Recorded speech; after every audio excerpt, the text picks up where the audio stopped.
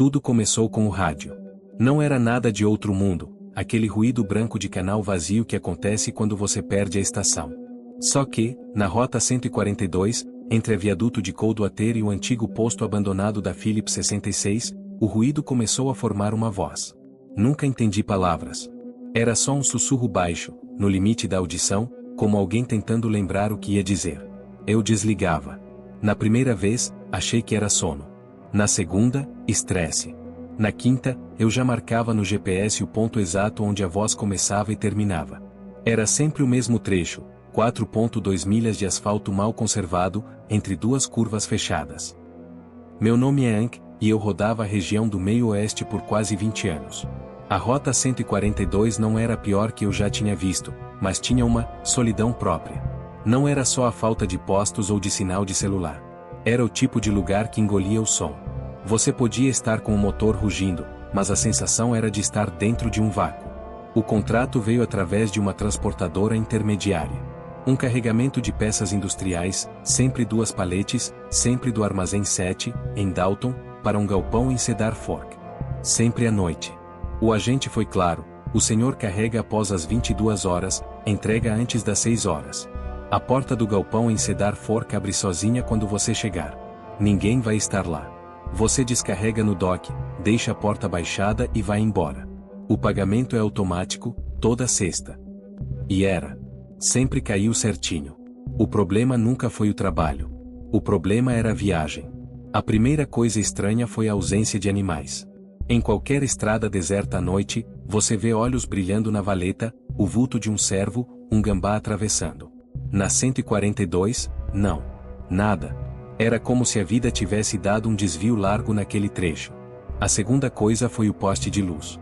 Exatamente no ponto onde o GPS marcava o começo da zona da voz, tinha um poste de luz antigo, daqueles de vapor de sódio, que deixam tudo alaranjado. E ele sempre estava piscando, num ritmo lento e irregular. Pisca, pisca, fica aceso, pisca. Não era um defeito constante. Parecia mais um piscar de olhos, cansado. Comecei a desenvolver rituais. Um homem sozinho na estrada fica supersticioso. Eu não comia nada vermelho no dia do frete.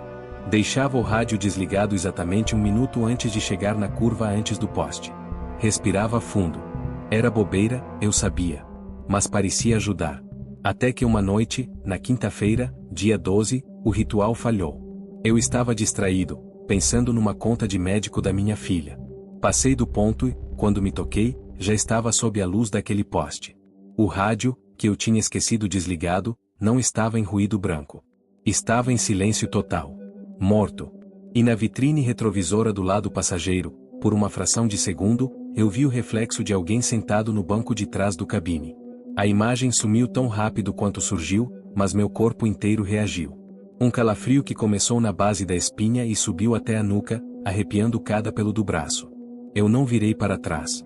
Algum instinto mais profundo gritou para não fazer isso. Continuei olhando reto pela estrada, as mãos suando no volante. Foi só o cansaço. Falei baixo para o caminhão vazio. O cérebro vê o que quer ver. Mas meu coração batia feito um martelo no peito. Quando me acalmei o suficiente para arriscar um olhar no espelho retrovisor central, só vi as sombras dos meus próprios equipamentos jogadas nos paletes.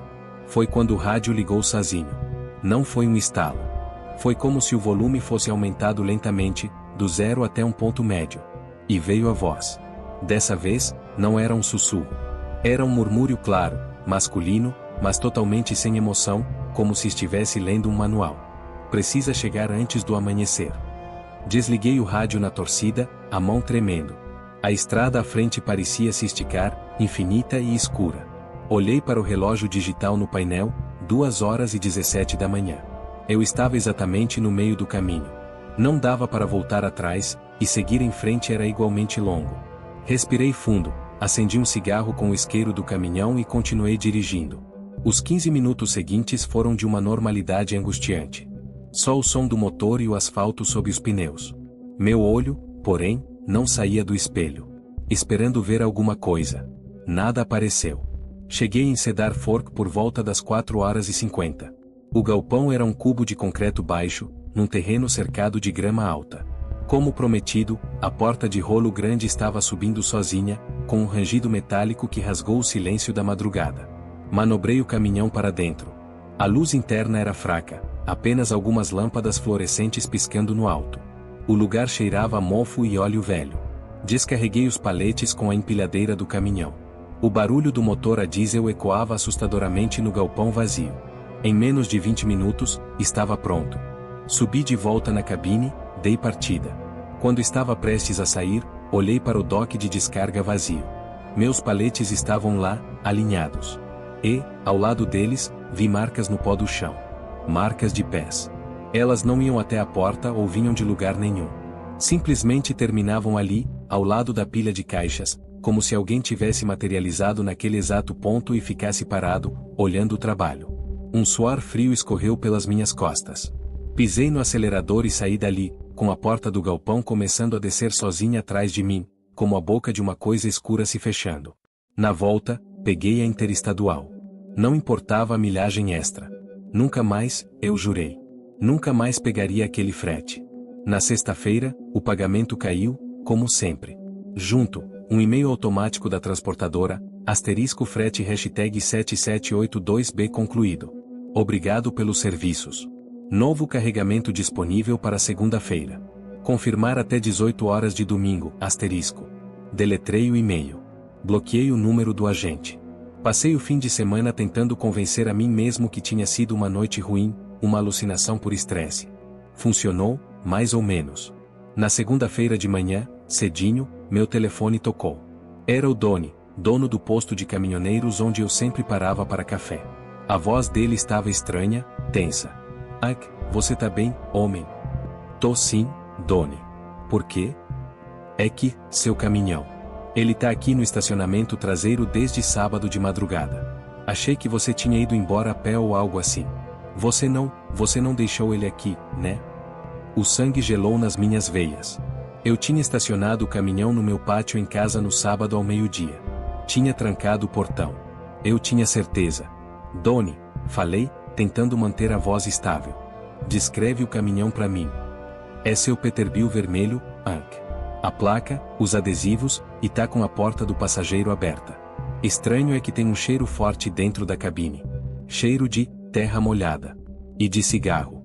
Você nem fuma, Eu desliguei o telefone e olhei pela janela da minha cozinha, para o pátio traseiro. Estava vazio.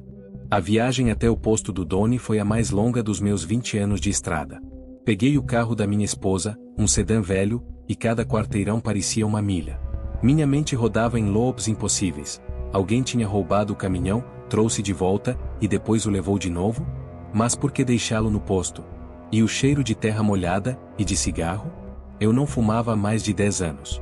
Quando cheguei, o Peterbilt vermelho estava exatamente onde o Doni tinha dito, no canto mais afastado do estacionamento traseiro, meio escondido atrás de um container de lixo. A luz do amanhecer dava um tom doentio à pintura vermelha fosca. E a porta do passageiro realmente estava entreaberta, como se alguém tivesse saído com pressão. Doni veio ao meu encontro, com 2 canecas de café na mão. Seu rosto, normalmente expansivo e alegre, estava marcado por uma preocupação genuína. Ele não disse nada, apenas me entregou uma das canecas. Alguma câmera? Perguntei, minha voz soando rouca. Ele balançou a cabeça, negativamente. As do estacionamento traseiro tão quebradas faz meses, você sabe. A da loja só pega os pumps da frente. Ele hesitou. Entrei lá dentro. Pra ver se você tava, bem. Não tinha ninguém. Mas a cabine, está diferente. Diferente como? Sobe e vê. Subir naquele caminhão, naquela manhã, foi como subir no patíbulo. O cheiro atingiu-me antes mesmo de eu abrir a porta completamente. Aquele odor pesado, úmido e doce de terra revirada, de raízes e folhas apodrecendo, misturado ao cheiro ácido de cinzas e tabaco velho. Era um cheiro de cemitério, de cova aberta após a chuva. Mas não era só o cheiro. Tudo no meu espaço, no meu santuário sobre rodas, estava sutilmente deslocado.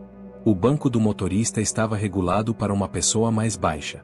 Eu sempre o deixava o mais para trás possível, por causa das minhas pernas longas. Agora ele estava consideravelmente mais adiantado. O rádio estava sintonizado em 87.9 FM, uma frequência que, na nossa região, só captava estática. No porta-copos, havia um anel de condensação, como se uma lata ou um copo gelado tivesse ficado ali recentemente. E no painel, acima do volante, havia uma fina camada de pó. Não era poeira da estrada. Era um pó cinza claro, fino como talco. Quando passei o dedo, ele deixou um leve resíduo oleoso. Meu estômago embrulhou. Alguém tinha dirigido o meu caminhão. Alguém tinha habitado a minha cabine. Donnie, chamei, sem tirar os olhos do volante. Que horas você viu ele chegar? Não vi chegar, Hank. Sábado, eu fechei a loja às 2 da manhã, depois que a turma do futebol foi embora. O caminhão não estava lá. Quando abri às 6, ele já estava aí. O Joe, o caminhoneiro que entrega os pães, foi quem me avisou. 6 horas. 4 horas de janela.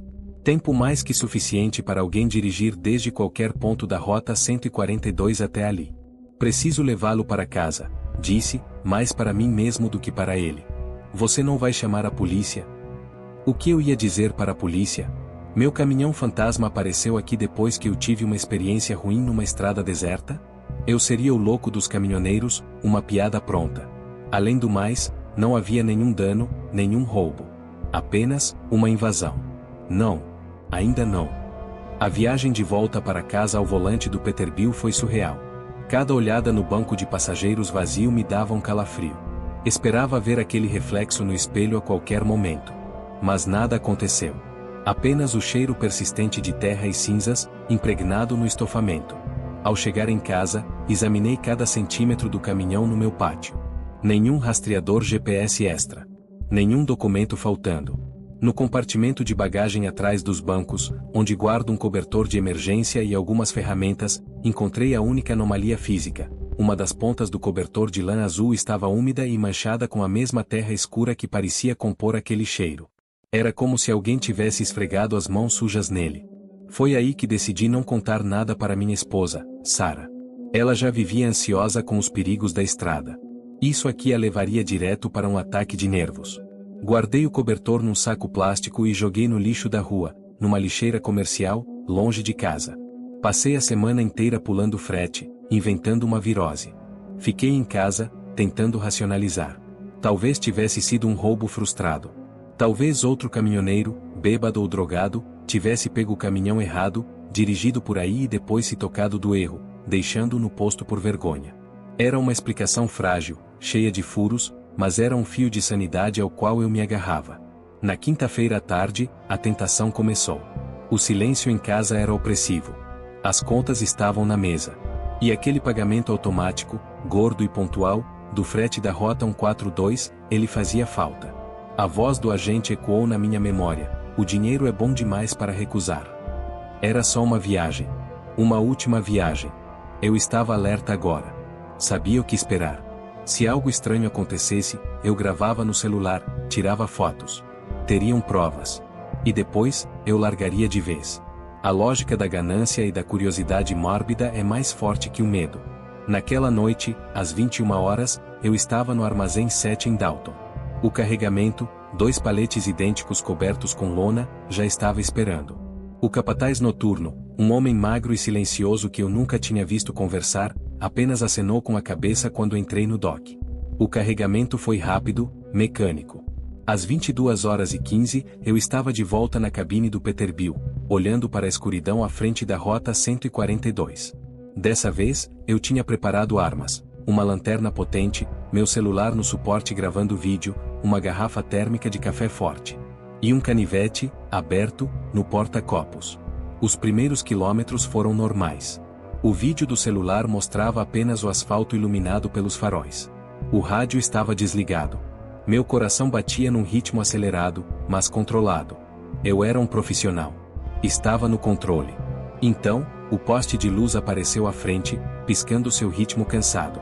Passei por baixo dele, e a escuridão da estrada me engoliu novamente. Segurei a respiração. Nada. Apenas o som do motor. Alívio começou a brotar dentro de mim. Talvez tivesse sido um episódio isolado. Talvez o medo tivesse amplificado tudo. Foi quando senti uma corrente de ar fria. Ela veio de trás, da sleeper cab, a pequena cabine de descanso atrás dos bancos. Era um frio úmido, que contrastava com o calor seco do aquecedor. O arrepio foi instantâneo. Lentamente, sem fazer barulho, desviei os olhos da estrada por uma fração de segundo para olhar o pequeno espelho convexo que dava a visão da Sleeper. Estava escuro. Mas nos contornos da minha cama estreita, parecia haver uma mancha de escuridão mais densa. Uma sombra que não devia estar ali. Olhei de volta para a estrada, meus dedos brancos no volante. É só a sombra do cobertor, murmurei. Eu tinha removido aquele cobertor manchado. A cama estava vazia. A corrente de ar fria persistia, agora acompanhada de um cheiro fraco, mas inconfundível, terra molhada. Meu celular, que estava gravando, apitou uma vez. Uma notificação. Por um instante de distração fatal, olhei para a tela. A gravação estava pausada. Sozinha. O botão de pausa estava pressionado na tela. Eu não tinha tocado nele. Antes que eu pudesse reagir, o rádio ligou. Não foi um aumento gradual. Foi um estalo seco, e a voz saiu em clareza cristalina, preenchendo a cabine. Era a mesma voz masculina, plana, mas agora havia um sotaque regional que eu não conseguia identificar. Quase lá. Ele sabe que você voltou. Está contente. Gritei. Um grito rouco e de puro pavor. Tirei a mão do volante e desliguei o rádio no mesmo movimento brusco. O caminhão saiu levemente da faixa, os pneus traseiros chiando na valeta. Corrigi a direção, ofegante, a visão turva pelo suor e pelo terror. Olhei freneticamente para todos os espelhos. A sombra na Sleeper Cab tinha desaparecido. O cheiro de terra ainda pairava, mas a corrente de ar fria cessou. O resto da viagem foi um borrão de adrenalina e medo puro. Eu só queria entregar a carga e sumir. Quando o galpão de Cedar Fork apareceu à frente, sua porta já estava subindo, o rangido ecoando na noite silenciosa como um grito de boas-vindas. Dessa vez, não entrei. Parei o caminhão a uns 20 metros da porta aberta, com o motor rodando. Desci correndo, corri para a porta do galpão e olhei para dentro. A escuridão era quase total. Só a luz fraca dos meus faróis iluminava um caminho até o dock. Foi então que vi. Não eram apenas marcas de pés no pó. Era uma fileira delas. Vinham de um canto escuro do galpão, andavam em linha reta até o meio do dock, e simplesmente paravam. Como se a pessoa tivesse desaparecido no ar, no exato ponto onde eu costumava deixar os paletes. E ao lado da última pegada, havia um pequeno objeto escuro no chão. Meu corpo tremia incontrolavelmente, mas uma curiosidade doentia me moveu. Dei 2 passos para dentro, agarrei o objeto e recuei imediatamente. Era uma bituca de cigarro. Ainda úmida na ponta filtrada. Da marca barata que meu pai fumava, décadas atrás. Ouvi então, vindo das profundezas escuras do galpão, um som baixo. Era o som de alguém respirando. Uma respiração pesada, rouca, cheia de catarro. Não era a minha. E estava se aproximando. Virei-me e corri como se o diabo estivesse atrás de mim. Pulei na cabine, meti a marcha e pisei fundo no acelerador, deixando a porta do galpão aberta, a carga ainda no caminhão, e a escuridão daquela noite me consumindo. Deixar aquela carga no galpão não foi uma decisão, foi um reflexo animal. Um instinto de fuga que desligou qualquer noção de profissionalismo ou responsabilidade. O Peterbilt rugiu na estrada de terra que levava para fora de Cedar Fork, levantando uma nuvem de poeira que, no retrovisor, parecia um véu cinza escondendo o que quer que estivesse naquela escuridão. Eu não parei. Não diminui. Mantive o pé no acelerador até os tanques de combustível começarem a mostrar o nível perigosamente baixo, já perto das primeiras luzes de uma cidade dormitório a uns 80 quilômetros dali. Parei num posto 24 horas movimentado, sob os holofotes brancos e frios que afugentavam qualquer sombra. Desci do caminhão, minhas pernas tremendo tanto que precisei me apoiar na porta. Respirou o ar limpo e gelado da madrugada, tentando expulsar da garganta o gosto residual de terra e medo. A carga ainda estava lá. Os 2 paletes cobertos de lona, intactos. Eu tinha abandonado o frete. Quebrado o contrato. E pior, eu tinha deixado evidência para trás. Minha bituca de cigarro imaginária, porque eu não fumo, e minhas pegadas de pânico. Mas também tinha levado uma evidência comigo. A bituca de cigarro real, da marca Redwood, que eu havia agarrado no galpão. Ela estava no bolso do meu casaco, um peso minúsculo e obsceno. Entrei no posto, comprei um café horrível e me tranquei no banheiro. Lavei o rosto várias vezes, a água gelada não dissipando o frio interno. Olhei meu reflexo no espelho rachado. Meus olhos estavam fundos, cercados por olheiras roxas. Parecia um homem que tinha envelhecido 10 anos em uma noite.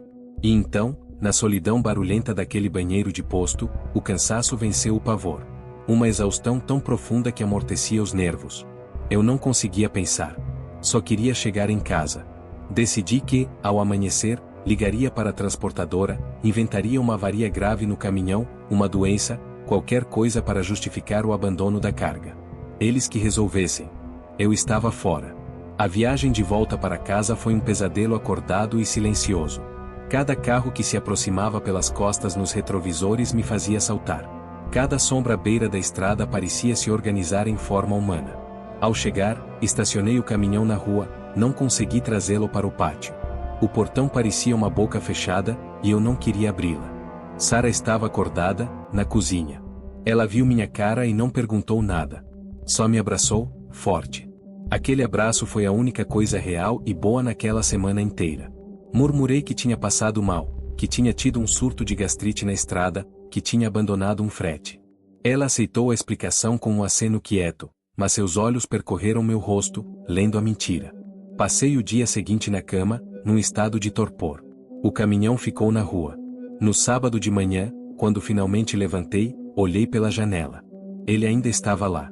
Mas algo estava diferente. Havia um pássaro morto no para-brisa. Não era um pardal ou um polvo. Era um melro, todo preto, com suas asas abertas de forma antinatural, como se tivesse batido de frente contra o vidro. O estranho era que não havia sangue. Nenhuma marca de impacto. Parecia apenas, depositado ali. Uma repulsa profunda, misturada com uma raiva súbita, tomou conta de mim. Vesti um casaco, saí, com uma vassoura, tirei o pássaro do para-brisa. Ele caiu no asfalto com um baque surdo. Olhei em volta. A rua estava deserta, como sempre aos sábados de manhã. Ninguém tinha visto. Foi quando reparei no vidro. Onde o pássaro estivera, a poeira do caminhão tinha sido levemente perturbada, formando traços muito fracos. Não eram letras. Eram linhas, quase como números. Esfreguei o vidro com a manga. Eram 7 traços. Como os traços que se fazem nas paredes para contar os dias. 7. Eu tinha feito exatamente 7 fretes noturnos para aquele armazém antes da noite em que tudo começou. O telefone tocou dentro de casa. Era um número desconhecido. Atendi, sem dizer nada. Ok. A voz era do agente da transportadora, mas soava diferente. Metálica, como se falasse através de um filtro, ou de muita estática. A carga foi recuperada. Nenhum problema. Como assim, recuperada? Perguntei, confuso. Eu deixei lá. Foi recuperada, ele cortou. O pagamento da última viagem será retido devido à não conclusão do protocolo de descarga. Mas temos uma nova proposta. Um único frete. Um valor que resolve todas as suas preocupações financeiras. Ele citou um valor. Era 6 vezes o valor normal. Dinheiro que pagaria a cirurgia da minha filha e sobraria. Um frio que não tinha nada a ver com o clima percorreu meu corpo. É a mesma rota. Houve uma pausa longa, cheia de um ruído baixo que soava como vento em um fio de telefone. É a última viagem, disse a voz, e a linha caiu. Desliguei, encostado na parede da cozinha. Era uma armadilha. Tão óbvia quanto a luz do dia. Mas era uma armadilha dourada, forrada com exatamente o que eu mais precisava. A tentação era um peso físico no meu peito. E junto dela, uma outra coisa, uma raiva crescente. Raiva daquela coisa, daquela presença, do medo que ela tinha plantado em mim. Raiva de ter meu santuário violado, minha paz roubada. Sara entrou na cozinha, viu minha expressão. Ok. Preciso fazer mais uma viagem, disse, a voz soando estranha para meus próprios ouvidos. Só mais uma. A última. Ela não discutiu. Talvez visse algo em meus olhos que a dissuadisse. Talvez soubesse que algumas batalhas um homem precisa travar sozinho, mesmo que seja no escuro. Não dormi na noite de domingo. Passei as horas limpando o caminhão. Tirei tudo. Cada papel, cada ferramenta, cada cobertor. Aspirei cada centímetro, lavei os estofamentos com um shampoo forte, passei um spray desinfetante no ar. Exorcizei aquele espaço com produtos de limpeza e ódio. Preparei o que eu precisava, uma câmera GoPro velha, que fixei no painel, apontando para a cabine e para a estrada. Um gravador de áudio digital no bolso. E, na porta do passageiro, bem ao alcance da minha mão, não um canivete, mas um pesado tire-tumper, a barra de metal que usamos para verificar a pressão dos pneus. Não era para me defender de um homem. Era para a sensação, o peso de algo sólido em minha mão. Na segunda-feira à noite, no armazém 7, o capataz noturno estava lá. Dessa vez, ele olhou diretamente para mim. Seus olhos eram como pedras de rio, lisas e opacas. Ele apontou para os 2 paletes, cobertos com uma lona nova e limpa. Depois, fez um gesto curioso, levou 2 dedos aos próprios olhos, e então apontou para mim. Eu estou te vendo. Virei as costas, carreguei a carga sozinho, mais rápido que nunca. Às 22 horas em ponto, eu estava na boca da rota 142. Antes de entrar, parei o caminhão. Liguei a GoPro, liguei o gravador no meu bolso. Respirei fundo. Meu nome é Hank Wallace, falei, para mim mesmo e para os dispositivos. É noite de segunda-feira, 1h23 da madrugada. Estou entrando na rota 142 pela última vez. Se algo acontecer comigo, procurem no galpão de Cedar Fork. Procurem no armazém 7 em Dalton. E procurem no meu caminhão. E entrei. A estrada era a mesma. A escuridão, a mesma. O poste de luz piscando, o mesmo. Mas eu era diferente. O medo ainda estava lá, um fundo constante, mas agora havia uma camada por cima, uma determinação resignada. Eu não estava mais tentando fugir do inexplicável. Eu estava indo ao seu encontro. Para terminar. Passei pelo poste. O rádio permaneceu desligado. Nenhuma voz. Nenhum cheiro. Nenhuma corrente de ar frio. O silêncio era, de certa forma, mais aterrorizante que qualquer manifestação. Era um silêncio expectante. O silêncio de algo que sabia que eu estava chegando. O galpão de Cedar Fork apareceu à minha frente. A porta não estava aberta. Parei o caminhão a uns 50 metros. Desci, com o Tire Tumper na mão. A GoPro no painel continuava gravando. Aproximei-me da porta grande de rolo. Havia um pequeno alçapão para pedestres ao lado. Estava entreaberto. Empurrei-o. O rangido ecoou na vastidão escura do galpão. Meus passos ecoaram no concreto. O galpão estava vazio. Não havia sinal dos paletes que eu havia abandonado. Não havia marcas de pés no pó, o chão parecia ter sido varrido recentemente. Só havia um objeto, no centro absoluto do espaço vazio, iluminado por um único feixe de luz de lua que entrava por uma claraboia suja. Era uma cadeira de plástico simples, daquelas de jardim. E sobre ela, havia um envelope branco. Andei até ela, o coração batendo forte no peito. O galpão estava frio, mas não havia aquele frio de presença. Era apenas o frio de um lugar vazio e abandonado. Peguei o envelope. Nele, escrito à mão com uma letra firme e impessoal, estava meu nome, Hank. Dentro, não havia uma carta. Havia uma fotografia antiga, em preto e branco, e um cheque. A fotografia mostrava um caminhão antigo, um Kenworth dos anos 70, parado à beira de uma estrada de terra. Em frente a ele, de costas para a câmera, um homem de macacão olhava para a paisagem. O cenário era horrivelmente familiar. Era o mesmo trecho da Rota 142, perto do posto de luz, décadas atrás. E à esquerda do homem, na beira da estrada, havia uma silhueta desfocada, uma mancha escura que parecia se fundir com as sombras da floresta. A mancha tinha uma forma vagamente humana, mas alongada, como se estivesse se esticando para tocar o caminhão. O cheque era da transportadora. Era pelo valor exato que o agente havia dito. E estava assinado, já compensado. Olhei em volta, para a escuridão silenciosa do galpão. Nada se moveu. Ninguém respirava. Apenas eu e a cadeira vazia. Naquele momento, eu entendi. Não era sobre mim. Nunca foi. Eu não era o primeiro. Aquele frete, aquela rota, aquele ritual noturno, era algo que se repetia. Talvez a cada 7 viagens, talvez a cada certo número de anos. Alguém, ou algo, precisava de um condutor. De uma testemunha. De um elo com o mundo das estradas e dos vivos. E pagava bem por isso. Pagava com dinheiro, e com o preço silencioso de um pedaço da sanidade de um homem. A fotografia era um aviso e uma confirmação. Você não é o primeiro. Você não será o último. Agora você sabe. E agora você pode ir. Saí do galpão. A porta de rolo não se moveu. O caminhão estava onde eu tinha deixado. Entrei, coloquei o envelope no painel, e fiz a volta mais longa possível para casa, evitando a Rota 142 para sempre. O pagamento caiu no dia seguinte. Usei o dinheiro. A cirurgia da minha filha foi um sucesso. Vendi o Peterbilt vermelho por um preço baixo, sem contar a um caminhoneiro sequer. Comprei um caminhão novo, azul, de uma concessionária a 4 estados de distância. Nunca mais recebi um e-mail daquela transportadora. O número do agente foi desativado.